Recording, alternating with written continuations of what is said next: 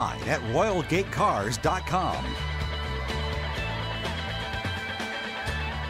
This is Psych with Mike.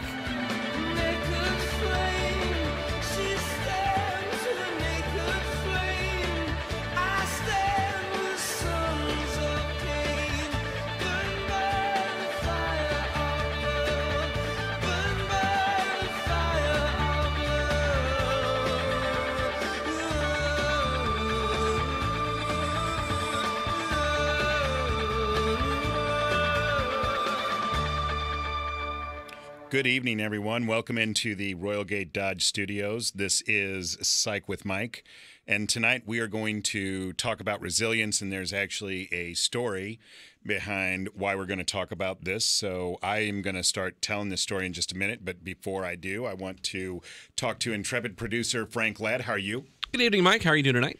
I am actually doing surprisingly well given the circumstances. I've had a really impactful week, and we're going to talk a little bit about that tonight. But I just wanted to start off with you by asking you, when I say resilient people, what is it that you think of? People that have probably put up with a lot of trauma in their life, a lot of maybe difficult situations that they've had to deal with, and resilient people are the ones that come through on the other side and are able to battle through it, I guess. That's actually a very, very apt, that's a very perfect description. So the Merriam-Webster dictionary definition of resilience is an ability to recover from or adjust easily to misfortune or change. So it is an adaptable quality that people have or display when they face adversity, and they are able to bounce back from it. So I thought that would be a very apt topic for us to talk about. We haven't actually talked about specifically this idea or concept of resilience. The truth is that a lot of what we talk about on this show and psychology in general is based on helping people to be more resilient, but we've never actually talked about this specific concept. And the reason that I wanted to discuss this tonight is because I've actually had, as I said, a very impactful week. I don't want to say traumatic because, you know, a lot of people experience trauma. One of the people that I talk about on the show a lot, we have discussed before, Viktor Frankl, obviously was a very resilient person. So a man who lived through the occupation of his area in Europe by the Nazis and was sent to a death camp and survived, and then went on to become the father of existential psychology. Obviously, he's a very resilient person. So we have talked about resilient people and ideas of resiliency, but again, we've never actually focused in on this specific term or this specific concept. So that's what I want to talk about tonight.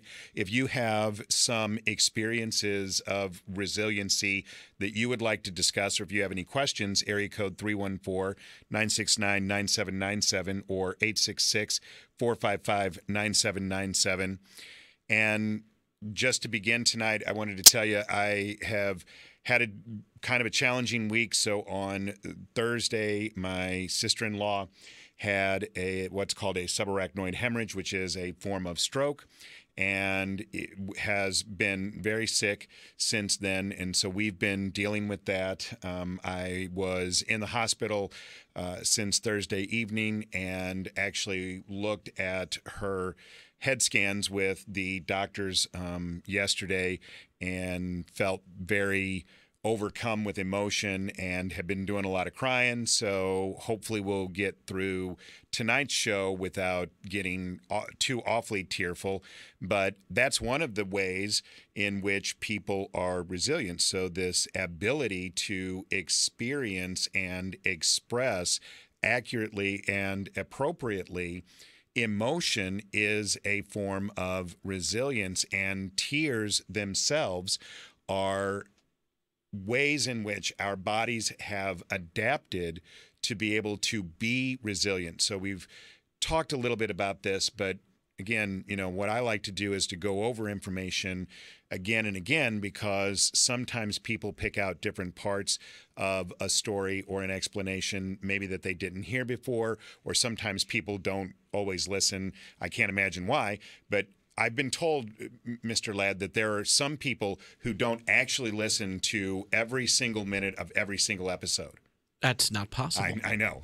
I can't imagine why they wouldn't, but I understand that, it's a radio show, and so people a lot of times are listening to this show when they're in their cars, and so sometimes you catch different parts of different shows, and so when we repeat information, for those of you who may actually listen fairly consistently, we're not trying to say that anybody is not smart or doesn't get it, or trying to repeat information as filler, or as, trying to make ourselves sound good or whatever. We're just trying to do that because good learning theory says that you repeat information because that's how people acquire it more completely. And so we've talked about this idea of tears, and 90% of the tears that you cry are made up of a hormone called prolactin, which is a stress-related hormone. So you literally cry out stress. After you cry, your body is bathed in these chemicals called endorphins and enkephalins, which are your body's natural opiate substances. So they seat in the same neurotransmitters. They activate your brain in exactly the same way as opiates do. And so that's your body's biological response to trauma and loss, is to let yourself cry so that you can feel better afterwards. But in our society, a lot of us believe that if you feel better after a traumatic event, that is bad, or that is wrong, and that you're being disrespectful. And so we try and hold that inside. We don't let ourselves experience that relief that your biology has given you the opportunity to experience. And so you prolong your feeling of distress through rumination. So rumination is the feeding of information back on itself in a loop. So we ruminate on that negative experience, and that doesn't make us more resilient. That makes us less resilient. We don't feel better then. We actually feel worse after we cry. And so most people associate tears with negative, when in reality, tears are actually a very positive and a very productive and a very necessary biological response. So if I say to you, Mr. Ladd, big boys don't. Well, to cry. Yeah, and fear is a sign of weakness. And as I've said, I don't know if I've ever asked those questions on the air, but I've asked those questions. If I have, I've asked those questions literally in my 3 decades career. I've asked those questions literally thousands, if not tens of thousands of times, and I've never gotten a different response. But what that means is that we actually condition ourselves, but our offspring, to believe that there are these parts of human expression, namely sadness and fear, that we're not supposed to express because they make us look bad. And so we associate those things with negative experiences and negative outcomes, when in reality, that is not true. It's actually exactly the opposite for sadness and tears, which is that we're supposed to feel better afterwards. So I was in the hospital, and they did what was called a CT angiogram on my sister-in-law, which was an opportunity to visualize the damage that was done to her brain. And what happened was that there was a tremendous amount of blood that were in the ventricles. We've talked about ventricles of the brain. They're these hollow spaces in your brain that are filled with cerebral spinal fluid. And that's a very necessary thing, but there shouldn't be blood in there. But there was a lot of blood in there. But there was also a lot of blood in an area of her brain called the cerebellum. Now, the cerebellum actually controls what's called the parasympathetic nervous system, which is the part of you that allows your lungs to breathe and your heart to pump, even while you're not thinking about it. And so I was looking at, this damage that had been done to the cerebellum and to the brainstem, and then there's a very specific area of the brainstem called the red nucleus, and in this area there had been some damage done, and I know enough neural anatomy to know that area damage in this area of the brain is really, really severe. And so I was feeling very, very down and very distraught, and I was crying, and all of us were crying together. And when we got done crying, then what ended up happening for me, at least, was that I said, okay, this is the situation that I have, and now what am I going to do with myself? So I came to a crossroads. I knew that there was a lot of information here that was very negative, but now I'm faced with this choice about what I'm going to do with it. And so a lot of people, when they are faced with that choice, what they end up doing is they end up feeding back on themselves the information that they already know. And the information that I knew was that there was a lot of damage to her brain. Now, obviously, maybe not obviously, I had more information than a lot of other people at the hospital. So I had spoken to the medical team. They could tell from the way that I was talking and the questions that I was asking that I had a very good grasp and understanding of what was going on. And so the doctor who had performed the CT angiogram had shared that information with me. He didn't have to share that information with me. He didn't share it with everybody because most people wouldn't be able to understand it. But I was able to grasp most of what he was talking about. And so he shared that information with me, and I was feeling very down. I was feeling very distraught. I was feeling really overwhelmed. This felt like a situation where there weren't any good options, and now I'm at a crossroads and I have a decision to make. I can either continue to feed this negative information back on itself, so I can tell myself, okay, this is horrible, this is terrible, I can't stand it, and I could go over and over again in my brain the pictures of the CT that I saw and the damage that had been done, and I could tell myself how horrible that this was and how much it affected me and how upset that I was. Or I could choose to try and deal with that information in another way. So all of us have information in our lives that we get that is negative. And when we get that information, we have two choices. Well, maybe more than two, but we have a choice. We can either feed that information back on itself.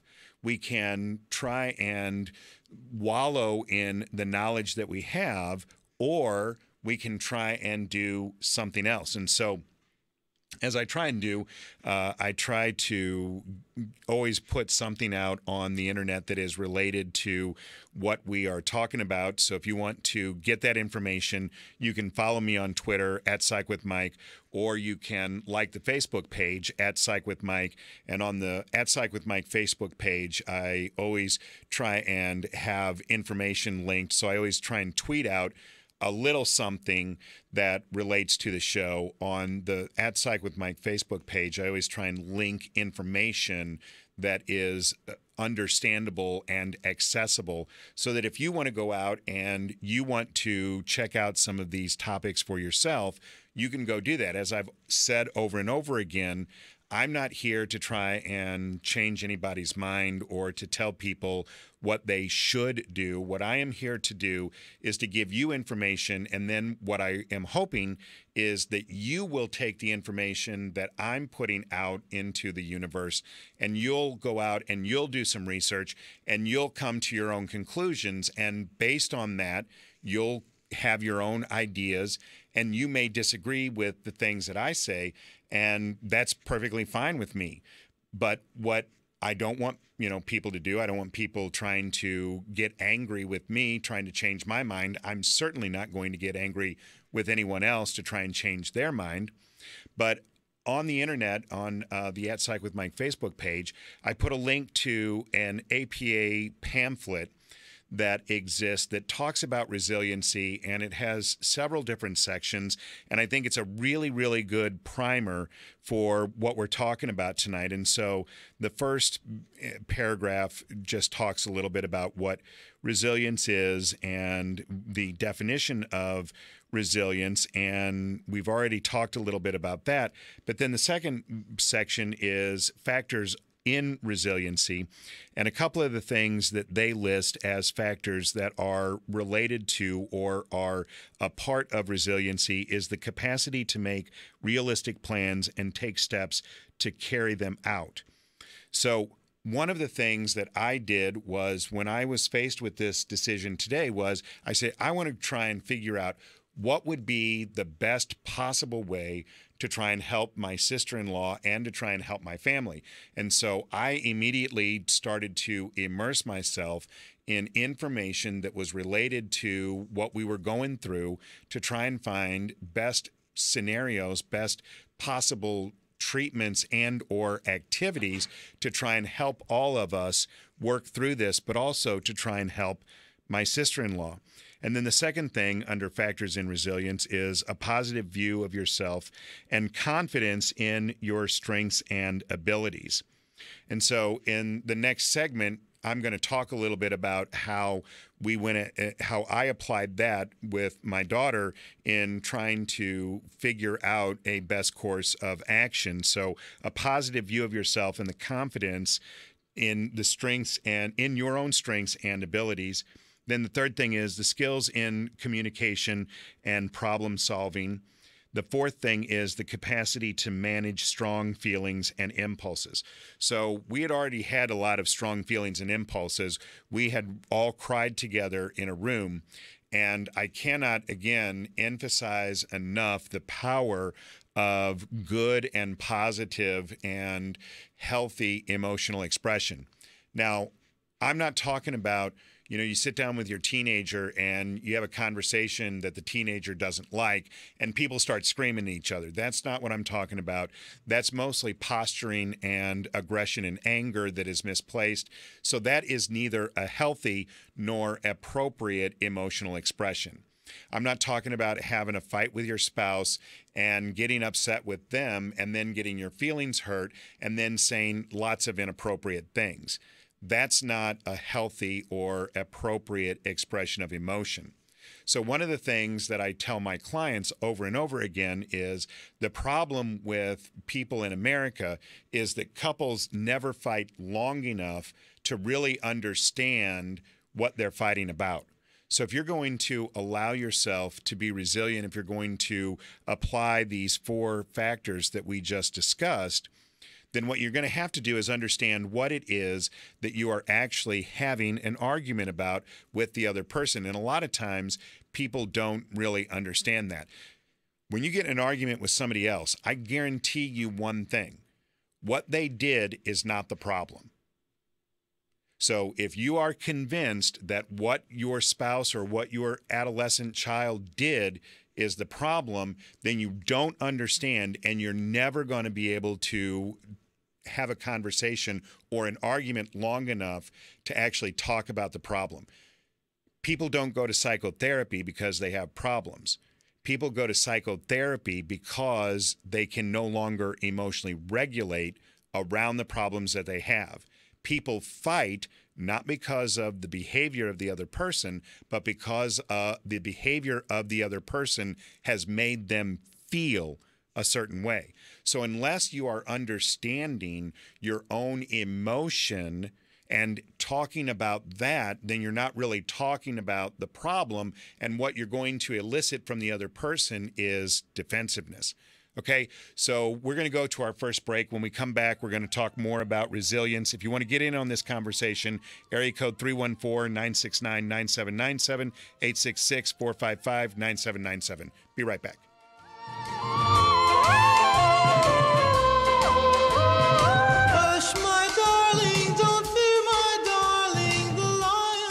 Talk lines are open now. 314-969-9797 or toll free 866-455-9797.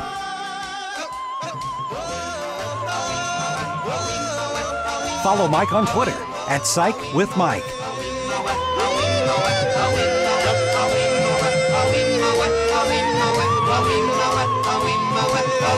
Hey guys, Glover here. Log on to 971talk.com and register to win a Lion's Choice lunch party for up to 20 people. I'll stop by your office and bring the famous roast beef sandwiches from Lion's Choice. Tell us why you should win the Lion's Choice lunch party at 971talk.com. It's Royal Gate Dodge Chrysler Jeep Ram's Driven to Deal sales event. We're going for a record month, and we will make it happen. Start with the best inventory in the Gateway. Over 1,000 choices ready to drive home. Sale prices? We will be the lowest. Payments? How about less than you're paying now? Financing? We have guaranteed credit approval. Trade-ins? We need them, so bring them, because we're giving out driving force trade dollars on every one of them. Jeep and Ram buyers, we've got thousands in Black Friday sales event specials you won't get anywhere else. We will not be beat on any new Jeep or Ram deal, period. 2 convenient locations, Royal Gate in Ellisville, Missouri and Columbia, Illinois. Just 5 minutes from South County or online at royalgatecars.com, because we are driven to deal. Number 1 for all the right reasons. Royal Gate, the driving force. All offers with approved credit, negative equity added to new contract. Minimum reported income $1,500 per month. The Financial Symphony is a show that blends the worlds of music and finance together in one harmonious package. It features your local financial maestro, Jerry Means. A lot of advisors out there are mainly giving accumulation advice or looking at the growth through your working years. You really need to take a look at, is your advisor giving you advice on preservation and distribution? That's the Financial Symphony with Jerry Means, Sunday mornings at 9 on FM News Talk 97.1. Get Diamond's Direct's unbeatable price plus an extra 20% off virtually everything. Yes, it's happening next weekend, November 17th through 19th. 3 days of spectacular store-wide savings. All rings, all earrings, all pendants, all bracelets, all on sale. This is the biggest sale of the year. The one where they break all the rules. And the selection is like double the norm. With designers flying in their entire lines, all at special sale prices. It doesn't get any better than this. Lowest prices of the year. Plus special financing. It's November 17th, 18th, and 19th. Only at Diamond's Direct. Olive and 270. It's Royal Gate Dodge Chrysler Jeep Ram's Driven to Deal sales event. We're going for a record month, and we will make it happen. Start with the best inventory in the Gateway. Over 1,000 choices ready to drive home. Sale prices? We will be the lowest. Payments? How about less than you're paying now? Financing? We have guaranteed credit approval. Trade-ins? We need them, so bring them, because we're giving out driving force trade dollars on every one of them. Jeep and Ram buyers, we've got thousands in Black Friday sales event specials you won't get anywhere else. We will not be beat on any new Jeep or Ram deal, period. 2 convenient locations, Royal Gate in Ellisville, Missouri and Columbia, Illinois. Just 5 minutes from South County or online at royalgatecars.com, because we are driven to deal. Number 1 for all the right reasons. Royal Gate, the driving force. All offers with approved credit, negative equity added to new contract. Minimum reported income $1,500 per month. Brian Kilmeade here. Join me on Saturday, November 18th for a special morning event as we discuss my latest book, Andrew Jackson and the Miracle of New Orleans, the battle that shaped America's destiny. The 97.1 Speaker Series event powered by the Mahon Institute will be held at the J. Scheidegger Center at Lindenwood University. It's free to attend, but you can win sold-out VIP tickets that include a personal meet and greet, reserved seating, and a copy of my new book at 971talk.com. Presented by NTP Cybersecurity.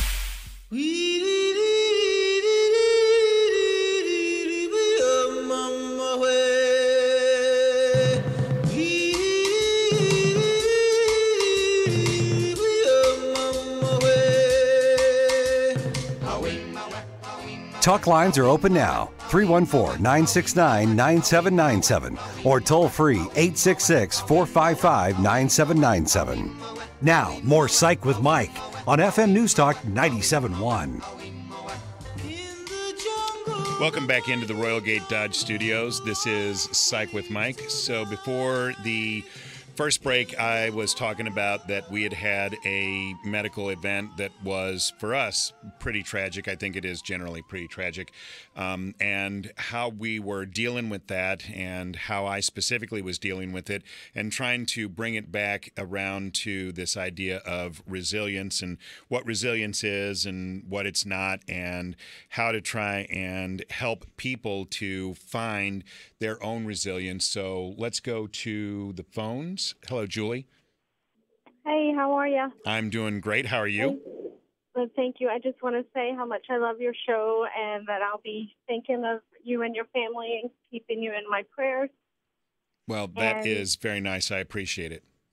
And I also want to say how much I love your show, and I just wish that they would give you a longer time slot as well. So hopefully they will do that. You have great information and helping people through all sorts of things. So, well, that is very sweet. Thank you very much. All right. Take care. You have a great night. Bye-bye. Bye. So that was actually very nice, and I can absolutely tell you that that was not my wife. Yeah. Okay, we are. Yeah. Oh, I'm doing the wrong thing. No. Okay, I am trying to figure out how to drop a phone call, and I am not doing a very good job. So that is not good radio, but that was a very, very nice sentiment, and I appreciate Julie calling and expressing that, and I'm hopeful that other people find that to be their experience, that what we are doing here is something that they're getting something out of. If you have a question or a comment about resilience or about anything psychology-based, area code 314-969-9797, 866-455-9797. Thank you very much, Frank. I do not know what I was doing incorrectly, but I was clearly not clearing the phone lines effectively and efficiently. So my sister-in-law has had a stroke, and we were all dealing with the aftermath of this, and we are talking about resilience. And one of the things that we have been focusing on is this idea that you come to a crossroads and you have a choice. So you can either ruminate in the negative information that you have and reinforce that, which is only going to continue to make you feel bad, and that's going to get worse and worse and worse, and you're going to spiral down, which is what a lot of people do. And when you start that downward spiral, it becomes extremely difficult to be able to climb out of that hole. And the more further down the rabbit hole that you sink, the harder it is to get out. And so what is important and is a resilience-based idea is to try and find ways of being able to bounce back. And one of the ways that you can do that is to formulate a plan for how you're going to be able to cope. And so I started to do a bunch of research on ways of treating people who have had stroke.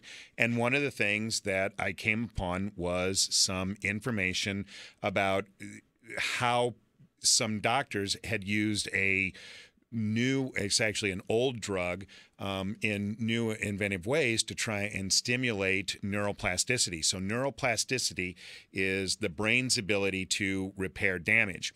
And what this is not is a neuroprotectant, so it doesn't protect the neurons from damage, so it doesn't do any good to engage in this therapy before a person has a stroke. But afterwards, after a couple of days, using certain medications that are what are called glutamate agonists. So an agonist makes more of something. Glutamate is a neurotransmitter that is an excitatory neurotransmitter in the human brain. And because glutamate was the primary transmitter in the area of the brain where my sister-in-law's damage was most profound, it made sense that this glutamate agonist therapy could potentially help her. And so I started doing more and more research, and it looked promising, and it looked like that there was some support for it.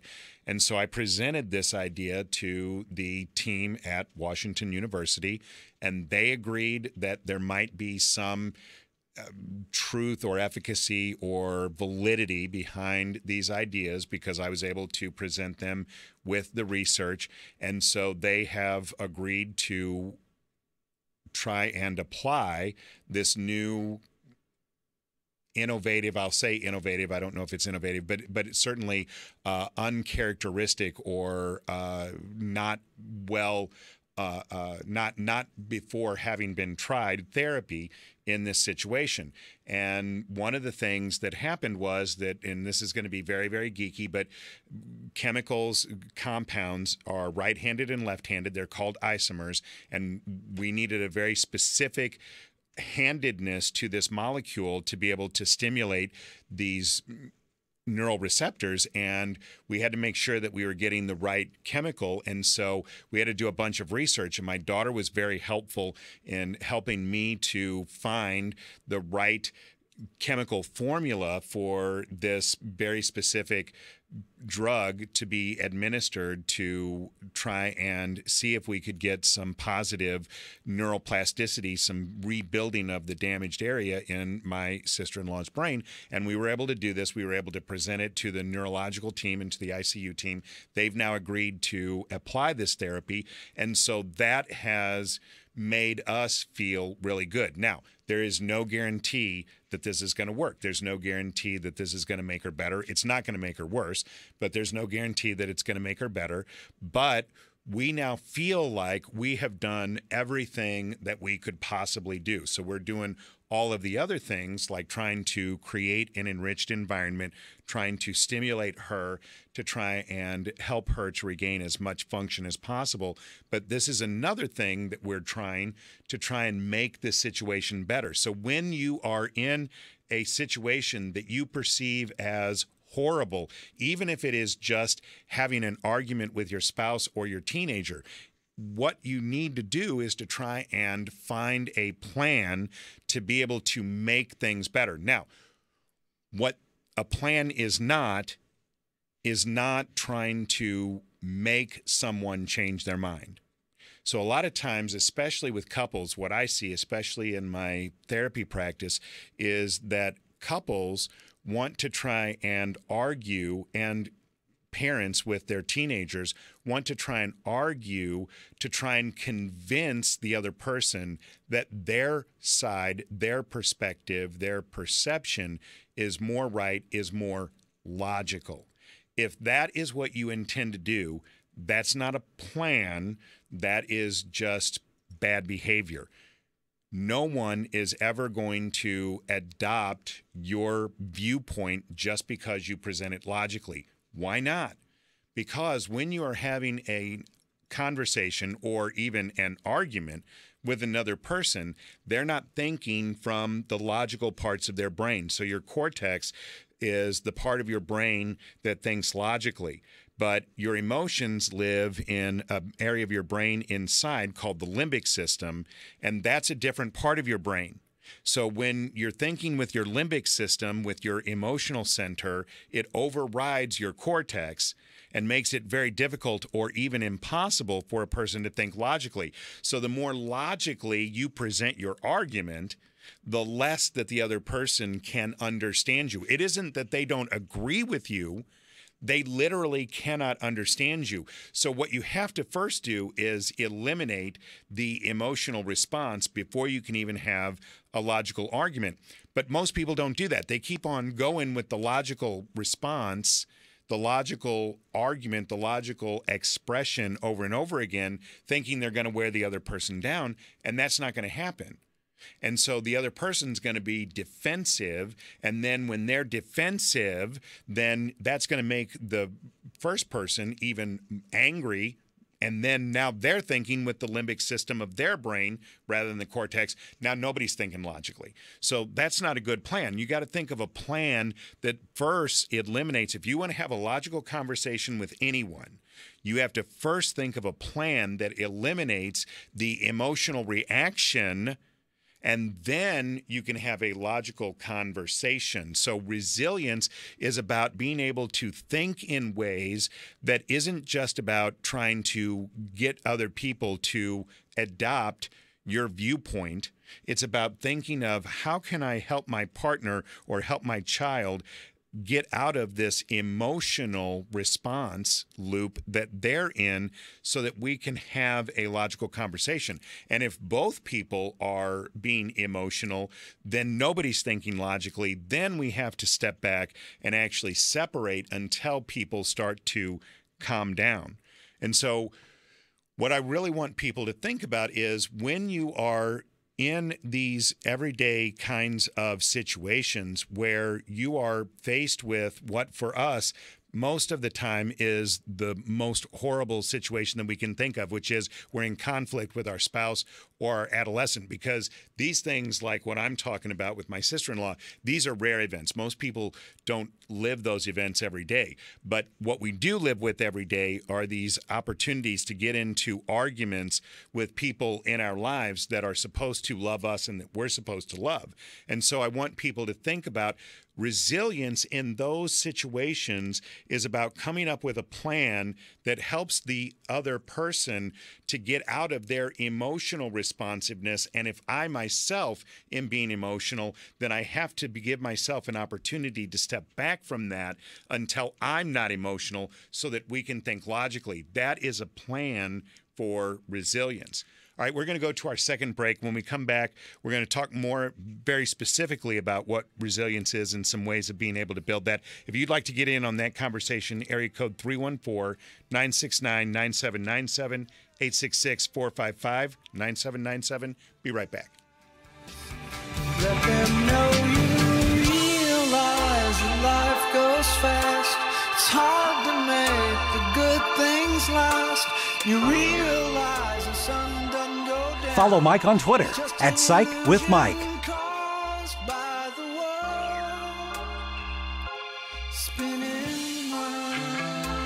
Talk lines are open now, 314-969-9797 or toll free 866-455-9797.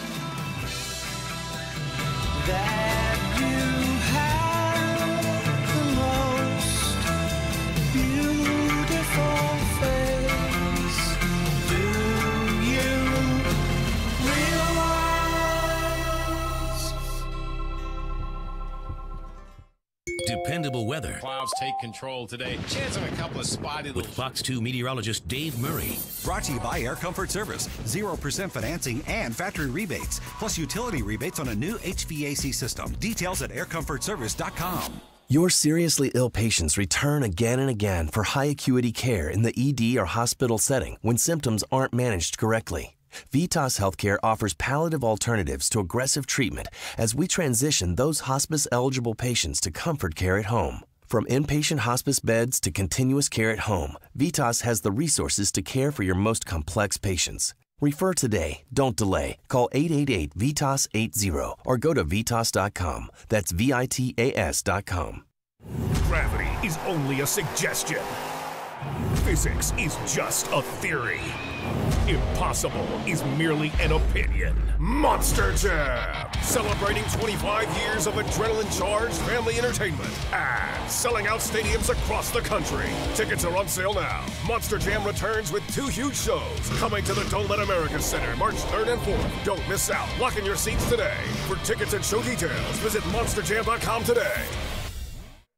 With Spectrum Internet, you can expect to get what you pay for. That means faster internet, consistent speeds, and better performance than our competition. But don't just take our word for it. Check the latest FCC broadband report. Then call 844-855-2999 and switch to Spectrum Internet. We deliver the speed you expect and the bandwidth to serve all your streaming needs. Did you know some internet providers actually slow down your connection once you go over your data limit? With Spectrum Internet, there are no data caps and no speed throttling. So call 844-855-2999 and get 100 megs of faster, more reliable internet. Just $29.99 when bundled. No modem fees, no contracts. That's the fastest internet starting speed available for the price and the bandwidth you need to stream, watch, and share on all your devices. Call 844-855-2999 and switch to Spectrum Internet today. Restrictions apply. Call for details. It's Royal Gate Dodge Chrysler Jeep Ram's Driven to Deal sales event. We're going for a record month, and we will make it happen. Start with the best inventory in the Gateway. Over 1,000 choices ready to drive home. Sale prices? We will be the lowest. Payments? How about less than you're paying now? Financing? We have guaranteed credit approval. Trade-ins? We need them, so bring them, because we're giving out driving force trade dollars on every one of them. Jeep and Ram buyers, we've got thousands in Black Friday sales event specials you won't get anywhere else. We will not be beat on any new Jeep or Ram deal, period. 2 convenient locations, Royal Gate in Ellisville, Missouri and Columbia, Illinois. Just 5 minutes from South County or online at RoyalGateCars.com, because we are driven to deal. Number 1 for all the right reasons. Royal Gate, the driving force.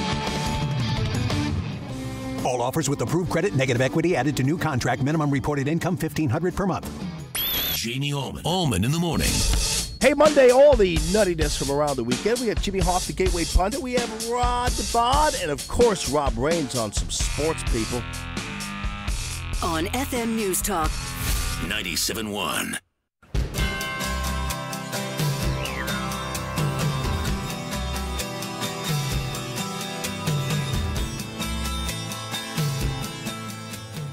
Talk lines are open now, 314-969-9797 or toll free 866-455-9797. Now, more Psych with Mike on FM News Talk 97.1. Hey guys, welcome back into the Royal Gate Dodge Studios. So just a little bit of inside baseball. I spent the entire break practicing dropping people on the phones, clearing the phone lines, and so now I'm like a professional because you get better at things when you practice them. So for those of you who don't know that reference, we had a call earlier, and the call was very sweet. Julie had talked about the fact that she really appreciated the show, and that was fantastic and really made me feel good. But I couldn't drop the call afterwards, and so on the break I practiced that very specific behavior so that I know how to do that in the future. So just a little bit of behind the scenes action so you guys know what's going on. So we've been talking about resilience. We've been talking about, an event that has happened in my life, which has really been very, very difficult and traumatic for me. My sister-in-law having a stroke, and how I've been coping with that. And what I've had done was, I looked at, I got good information from the medical team. I recognized the extent of the damage. I went in and did a bunch of research to try and find effective ways of being able to deal with people who have had stroke. And I worked with my daughter on developing an idea for a novel medical approach that we then presented to the ICU and neurological team at Washington University, and they've agreed to actually implement. So I don't know, again, that that's going to make a difference. It's certainly can't make things worse. It may or may not make things better, but we've really invested a tremendous amount of effort in this process, which has made us feel very good. And so while the event itself still remains traumatic, we have done everything that we can. And that is the point, is that in our society, we have conditioned ourselves to believe if we don't get what we want, that things remain horrible. And that's not the point of resilience. Resilience isn't about getting what you want. Resilience is about making the best out of what you have.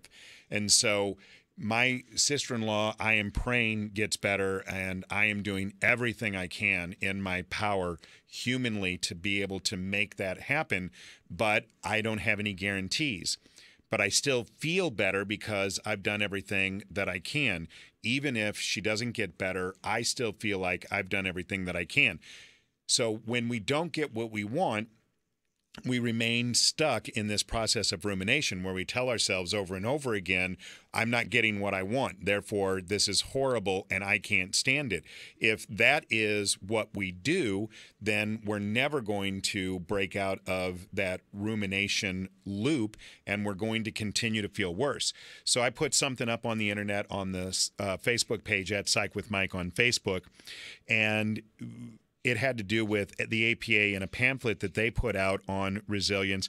And so there's a section there of 10 ways to build resilience. So I just wanted to go through those and throw them out there and make people aware of what they are. You can also go on to the at Psych with Mike Facebook page and get this information. But the first thing is to make connections. And so a lot of us, what we try and do is to minimize our connection and our connectedness. And then people always say, what are you talking about? Oh, we're on Facebook. I've got 10,000 friends on Facebook. No, you don't.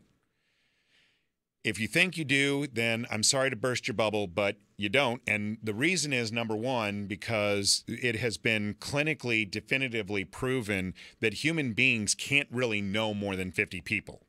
Now, you might have acquaintances, you might even know more than 50 names, but you can't really know, meaning that you can't really be in close relationship with more than 50 people. And even that might be a lot. So for people out there who think that they have all of these friends and on social media, you don't have those friends. Those aren't real connections. You don't have real human one-to-one interaction with those people. But what we all have are people in our lives, hopefully, that love us. For some of us, that is our family. For others, maybe it might be close personal friends that we share intimate relationships with. And again, an intimate relationship is not a sexual relationship. It's one where you have trust, honesty, and empathy. And if you have trust, honesty, and empathy, that's an intimate relationship. And those are the kinds of relationships that we're talking about in resilience. People who have those good, intimate relationships are more resilient than people who don't. So go out and try and make connections. But what that means is that you have to be in a relationship with another human being where you have honesty, trust, and empathy. And most of us don't actually practice those qualities with all the people that we know. So if you don't have honesty, trust, and empathy in a relationship, then it's not an intimate one. And avoid seeing crises as insurmountable problems. So this goes directly to what I was talking about with my sister-in-law. If you just ruminate on how terrible a thing is and you never get past the idea of how terrible it is, then you're never going to get past the idea of how terrible it is. So don't ruminate on that. Don't try and focus on something as insurmountable. So we tried to figure out ways of being able to help my sister-in-law.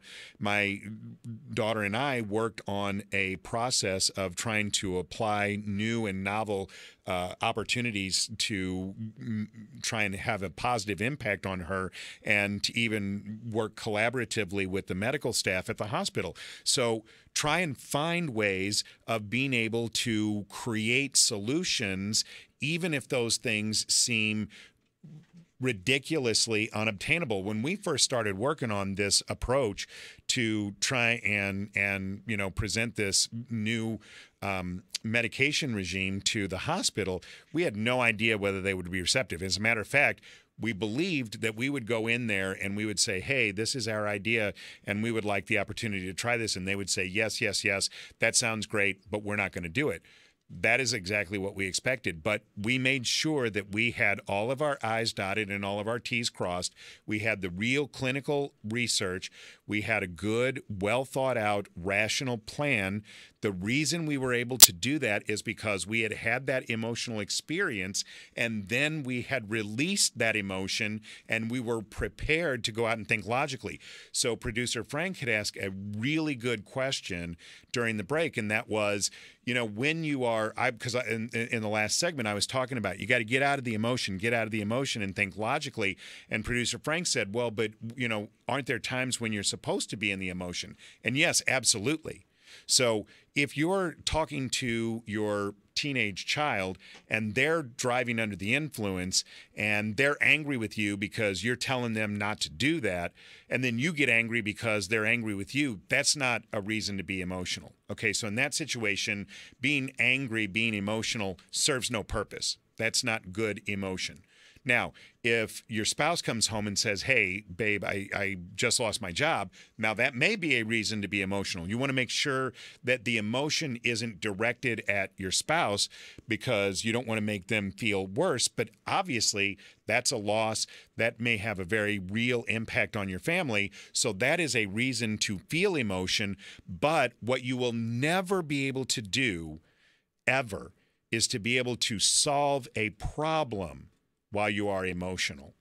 So yes, you should have an emotional reaction. The emotional reaction should be appropriate, but after you have the emotional reaction, you should let the emotion go and then use your logical reasoning skills to be able to come up with a plan of action. So we had a very powerful emotional expression. I mean, we literally sat in a room and cried together for, if it was 10 minutes, it was an hour. I mean, it was a long time, and I don't know that a human being can even cry for an hour consistently, so I can't tell you that I know definitively that it was that long. But we stayed in a room together, and we cried for a long time, and we cried, and everybody cried until they were ready to be done crying. So nobody rushed each other. We didn't try and stop anyone's emotional experience. We all sat together and we cried. And when somebody, said, "Oh, I'm starting to feel more emotional," and we all started crying again, that was okay, and we didn't stop it. We just let it go until it was done. When it was done, then I got up and said, "Okay, now I've got to put on my rational hat. I've had this emotional expression, and I'm going to go out and I'm going to put on my rational hat. To be able to do that, I have to let myself feel better." And so a lot of people would say, "No, you have to still be emotional because, your sister-in-law is still hurting." And that's true. She is. But I'm not doing her any good if I am irrational and emotional. That's not solving the problem. So we have to have the emotional experience. There are many times when emotion is a part of the solution because I have to experience the emotion to be able to then let it go and then start thinking rationally. But the only way that anybody is ever going to solve a problem is by thinking rationally. And then we have to accept that change is a part of living. So the only thing that is for sure in life, the only thing that I can guarantee you is that change is always going to happen. So nothing's ever going to stay the same. Change is a part of living. Nothing ever stays the same forever. And it's unfortunate when things change. It's unfortunate when a pet passes away. It can be unfortunate. I'm talking about this idea of my daughter is in the transition of being engaged and eventually going to move out of the house. And so that's bittersweet because you have this situation where, she's leaving the nest, and that's really, really difficult for me. But at the same time, then that person is getting, to going on to start the next phase of their life, which is really, really fantastic and positive. That can be the same way as when a child goes away to college. So there are a lot of times when emotion is a part of the solution, where the emotion is appropriate, but you have to express the emotion appropriately, and then you have to move on. Being angry at your child because they're doing something that you don't like, and then just screaming at them and not letting that emotion pass is not beneficial. And so that causes people to stay in that negative space where they're ruminating and telling themselves over and over again that this is horrible, this is terrible, and I just can't stand it. So you've got to accept that change is a part of living, and you have to move towards your goal. So don't sit around and just be stagnant. So we came up with a plan, and we presented it to the medical team. The medical team said, "Yeah, that sounds like something that is workable," and so they're going to try and implement it with us, and that was fantastic.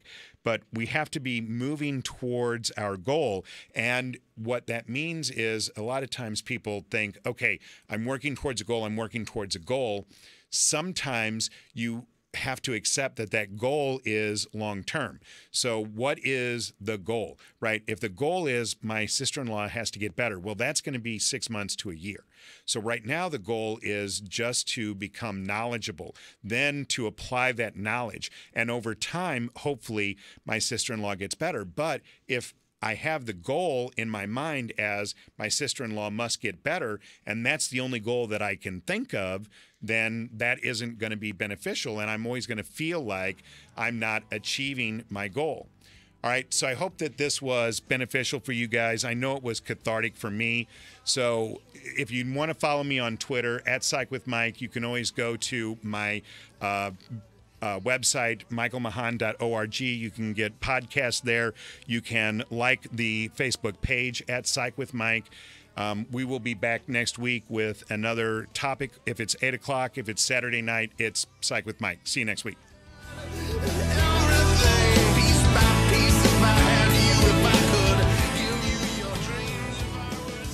Follow Mike on Twitter at Psych with Mike.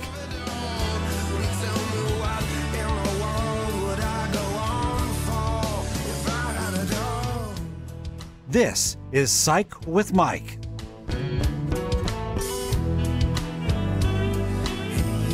It's Royal Gate Dodge Chrysler Jeep Ram's Driven to Deal sales event. We're going for a record month, and we will make it happen. Start with the best inventory in the Gateway. Over 1,000 choices ready to drive home. Sale prices? We will be the lowest. Payments? How about less than you're paying now? Financing? We have guaranteed credit approval. Trade-ins? We need them, so bring them, because we're giving out driving force trade dollars on every one of them. Jeep and Ram buyers, we've got thousands in Black Friday sales event specials you won't get anywhere else. We will not be beat on any new Jeep or Ram deal, period. 2 convenient locations, Royal Gate in Ellisville, Missouri and Columbia, Illinois. Just 5 minutes from South County or online at royalgatecars.com, because we are driven to deal.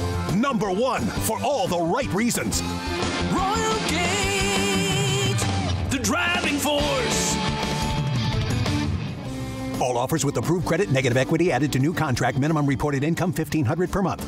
It doesn't matter where you live in the bi-state area. Affordability of utilities is serious for many seniors, disabled, and poor people trying to stay warm each winter. Lack of money often results in unsafe methods of heating their dwellings. HeatUpStLouis.org takes 100% of your online donations to stop disconnections or help reconnect utility services. Need has no geographic boundaries. This is Melanie DeLeo, Chair. This is Reverend Early Nance Jr. Help HeatUpStLouis.org. Please make a donation. Do you have sleep apnea but can't make your CPAP machine work for you? Clayton Sleep Institute can help. We treat many patients who compromise their health because they don't use their CPAP or use it less than they should.